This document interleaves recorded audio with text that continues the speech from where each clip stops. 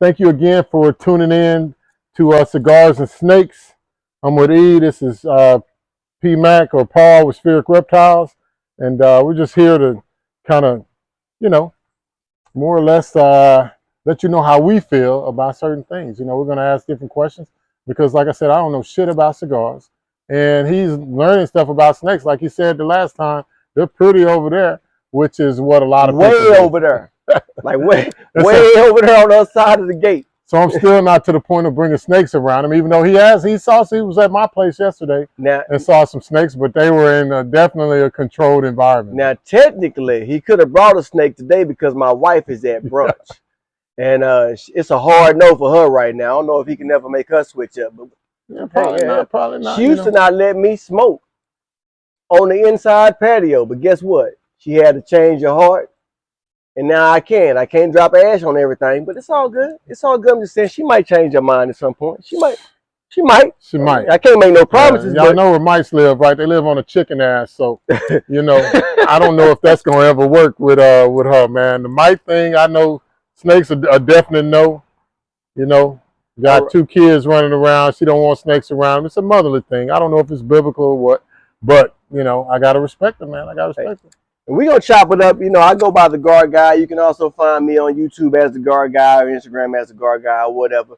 But today we're going to focus in on Spheric Reptiles. We're going to ask P. Mac some questions and figure out why snakes. Why snakes? Why reptiles? It's a great question. That's a great question. We could be golfing. We used to got on a green shirt, it's like a green jacket. But here we are. We used to play about 55 to 60 rounds of golf a year, man. I mean, plus going to Top Golf. Yeah. And so, we used to invest a lot of time in the golf. Now I think we may do 5% of our total time in golf. Exactly. No golf, all cigars, all snakes. It's crazy, and man. Pickleball. If y'all play pickleball for me, I love pickleball. But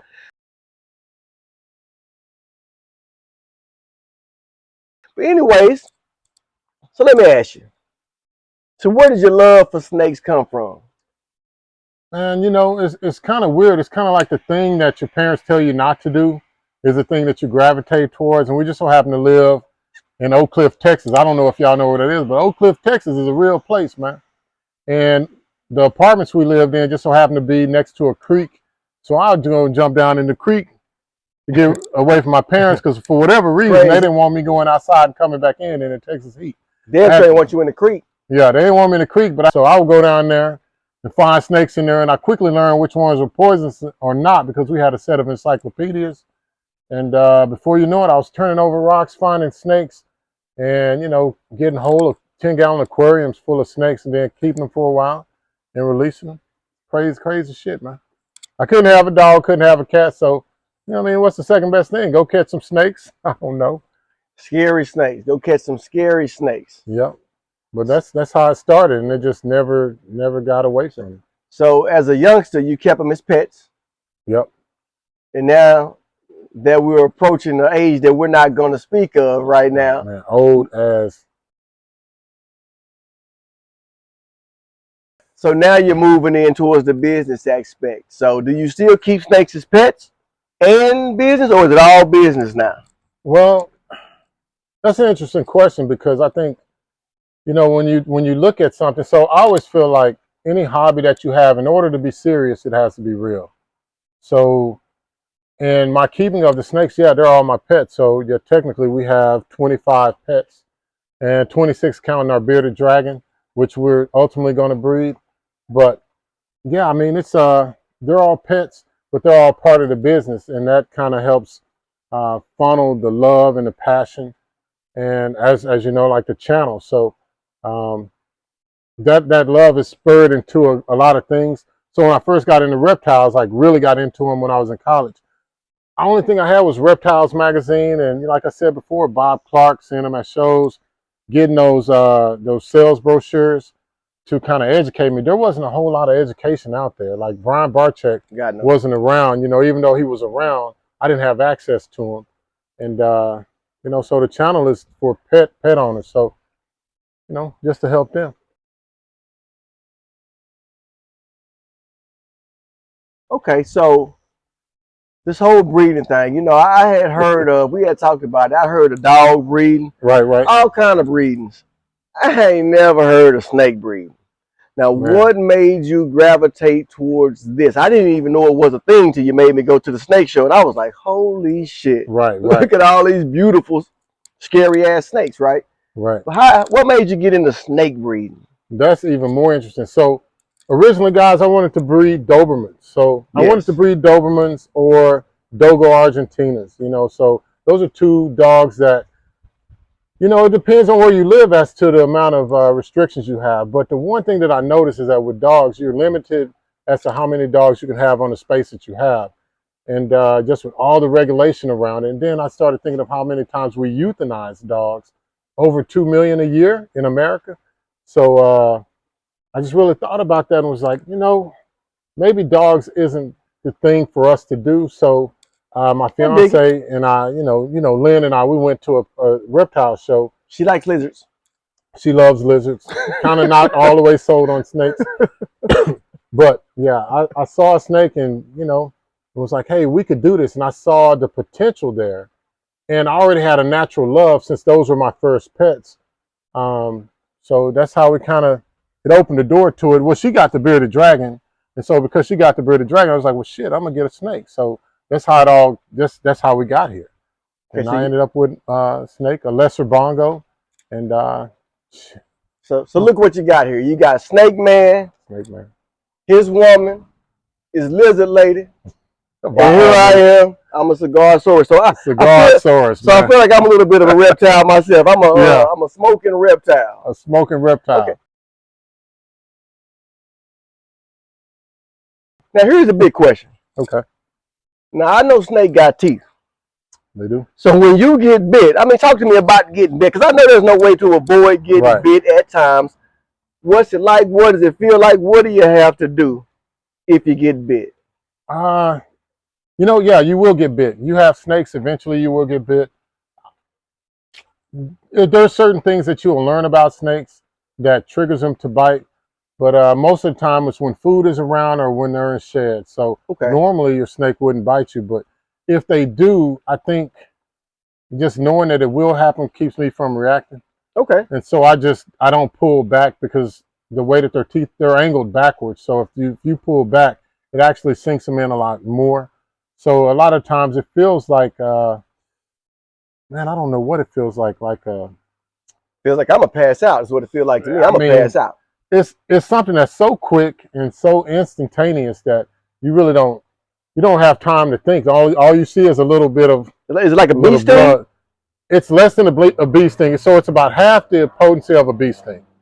I think it more shocks you than anything else with ball pythons. Now, when I had boa constrictors and when I had Burmese pythons, now when they bite you, they get a hold to you a little bit more, and you actually have some track marks. But with ball pythons, it feels like I don't know, like a paper cut. Not even like a paper cut. I don't know. It doesn't hurt. It doesn't sound that bad. Not that bad.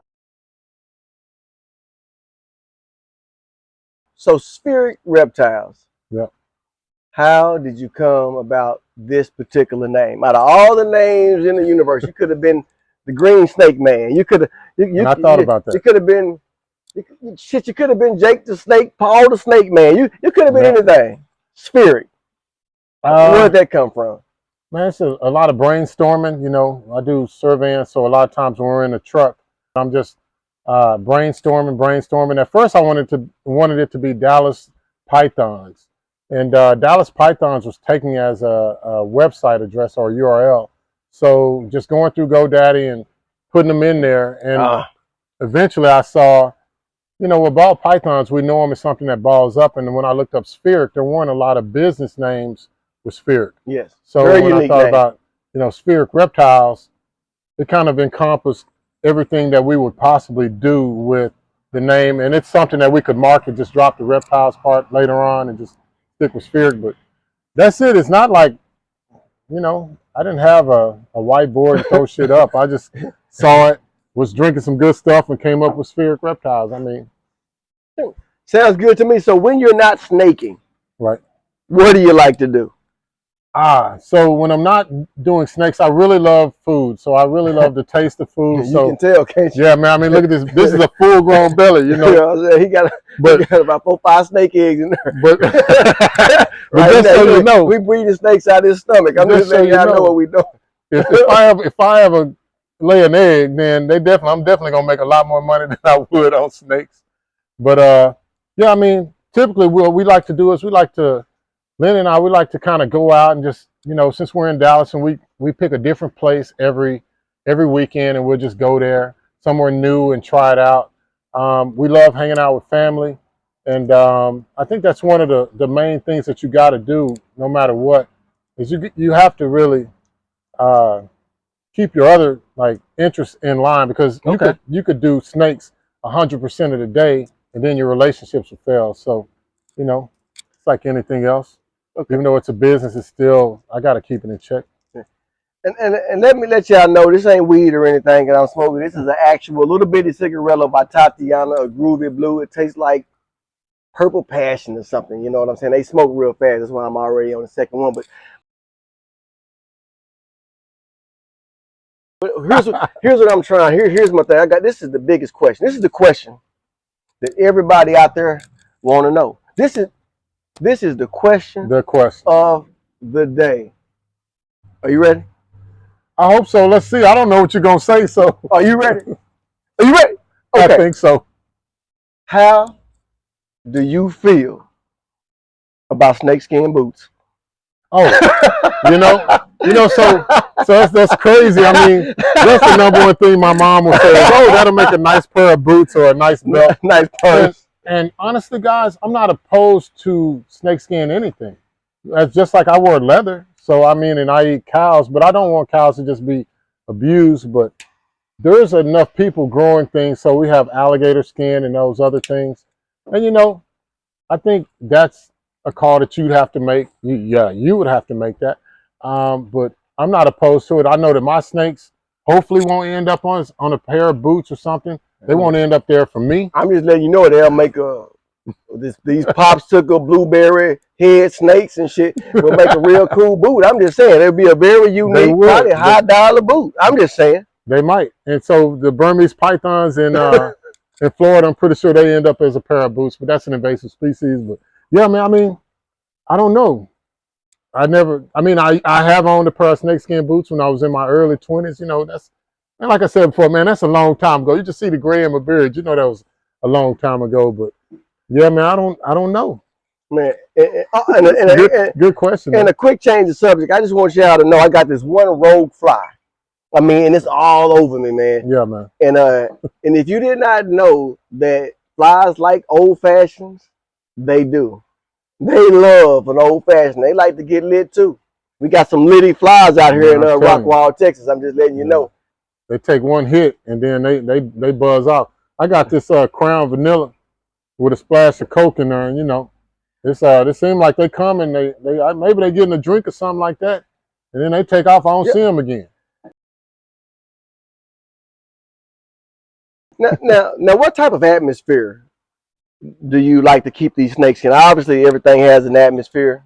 This is obviously a good fly atmosphere here. Right. But snakes, they like it warm, like it cold, they like it humid. I mean, what kind of atmosphere do they like to be in? They really like to live between 80 to 90 degrees. You know, ball pythons aren't they're not the apex predator where they live. So that a lot of times they burrow underground, termite mounds, or just under thick brush, because there's a lot of animals that eat them. So that means they're living in cooler areas. So anywhere from 80 to 90 degrees. If you have a ball python at home, it's better to make the air on the cooler side than it's the hotter side, because you can actually cook your snake if you make it too hot or you don't use a thermostat. And so, yeah, at home, our ambient room temperature is about 78 to 76 degrees.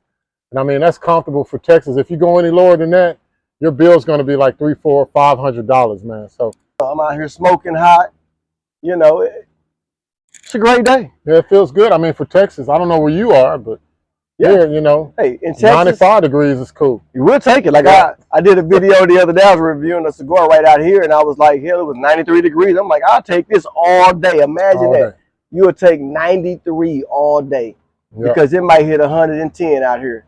And it's not like Vegas. It's not a dry heat. Yeah, this is moist, man. It's Yeah. very humid, very moist. Yeah. You know what I'm saying? You know, I'd imagine it's kind of what hell. Hell, I don't know. Maybe hell's more like 200 degrees. Yeah, Look, I don't know. I get off the subject a whole lot. Let me see what other questions I got about snakes. What can a person do that has a fear of snakes to get more comfortable with them? Like say you have an idea that you would like a pet snake, but you have that fear of snakes. Like, what are the things you could do to like curb that fear and say, okay, I'm gonna go ahead and get my first snake? Like when you got your first snake, you initially you had to have a fear. I was scared. I was scared. Okay. I mean, so yeah, you build up your trust. So when I got my first real snake, so I'm talking, it was a Burmese python was my first snake, and it was returned to the place I was working, which was Petco in San Antonio. It was already like 3 or 4 feet long. The people didn't deal with it, so I bought welder's gloves because I mean, and I was scared to death, guys. I mean, I was scared, but what I found is that after I fed the snake and it was kind of full, 2 days later I could go in and handle it, and it didn't strike at me as much. Now, when it was hungry, this snake, every time I would open the aquarium lid, because that's what I kept it in, is a 30-gallon, it would strike at me, strike at me, strike at me. And I just got to where I would just grab it, it would strike my hand and kind of keep biting. And over time, it just stopped biting. I mean, but to answer the question, go to someone that has a snake or go to a reptile show, they're everywhere now, and ask them to hold a snake. No one's going to let you pet a snake because of liability reasons that would bite you. So they're going to have a corn snake or a really small snake, and they'll let you just touch it. I think that's the biggest thing, just getting over the fear of touching it. So that's the only way I think you can get past the fear, other than just, like me, putting on the welding gloves and saying, I'll just do it. So every snake after that has been a little bit better. Okay. So I'm going to stick with my wife's Chihuahua. You know what I'm saying? You know, he real easy going. Well, he's 15 years old, so he real easy going. Right. So, okay, I'm trying to think now. Now, I got a question. Here in the neighborhood out here, we've been having a few rogue snakes like come up from the creek area, and people have been posting on Facebook and taking pictures of the snake and showing people these snakes, like people gonna start moving and stuff. And it's not like snakes on the plane. I mean, it's like one snake. So if that happens, if you were to come out and see a snake in your yard or so happen to find a snake in your garage, what should you do as a homeowner? As a homeowner, you got one or two options. I mean, this is Texas. People have guns, and so you do have that option of killing the snake. Don't shoot the snake. I wouldn't say shoot it. my thing would be, snakes do more good for your environment than they do bad. So if you don't have a lot of rodents, or if you don't have a lot of pests, you can thank snakes for it in your area, because they are native species. A lot of these neighborhoods are built in areas where they are native. And if you have a creek and you're not afraid, you can actually put the snake in a tub and release it at the creek. If you do that, then you in a sense help control your snake population as well, because if you start getting rid of the snakes in your yard, there's other snakes to fill that void. So, or you might end up having a rodent problem. So, I don't know, or just call animal control. Animal control will come out and get the snake. But I mean, that's it's step 1, 2, and 3. So it just depends on what you feel. But me personally, I would get the snake and remove it to another environment. Okay. I would call him or call a professional, me personally. Yeah, because they're really scared of you. So when they're striking at you, like I had a coworker that had a rat snake in a water meter. And when he opened it up, the rat snake was striking. I think you should take that snake and, remove it and take it to a creek or something like that, or just call animal control. Okay. I hope, I think that's a good answer. I mean, there really is no right answer when you live in a state like Texas. But if you live somewhere else, you may not even be able to touch the snake. I don't know. Okay. Now, I have a random question, because I don't know shit about snakes, so my brain is just firing now that we talking about snakes. I got all kind of shit going through my head. So I know people like to eat alligator. Right. Do people eat snakes?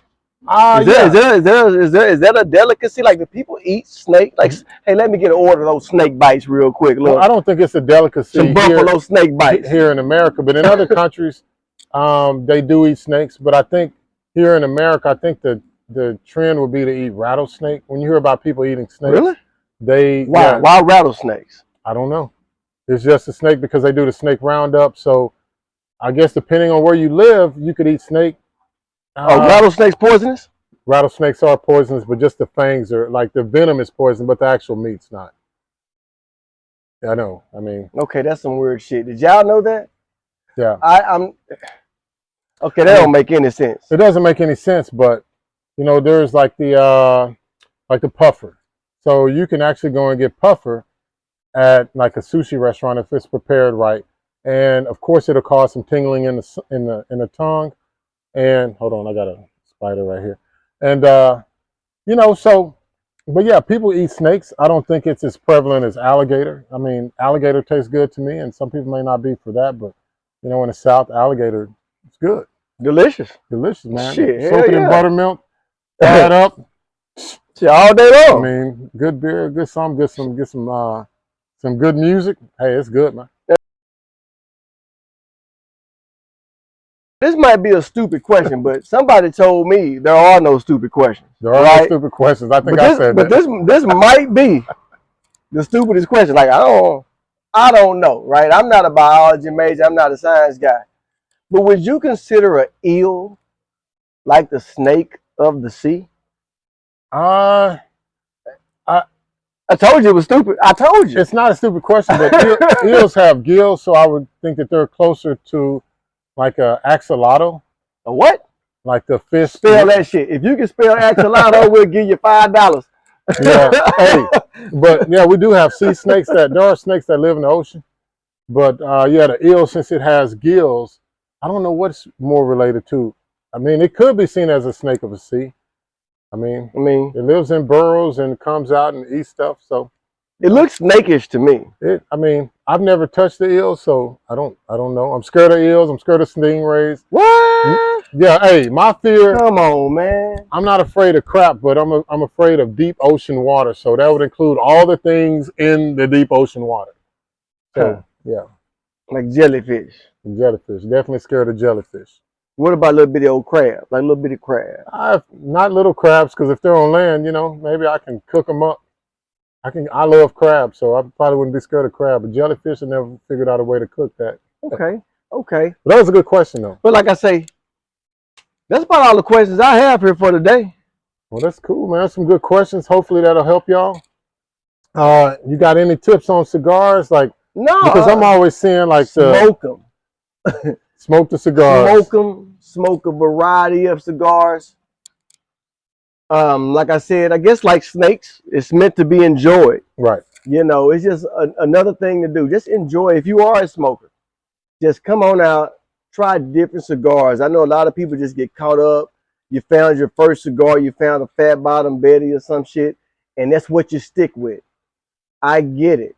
But what I'm saying is there a world of cigars out there, a world of families, a world of brands, a world of boutique cigars. So cigars everywhere. Try some out and you will find a favorite. So don't just one and done it. You know, 100 and done it. Right? So that's my whole thing. Try some cigars out.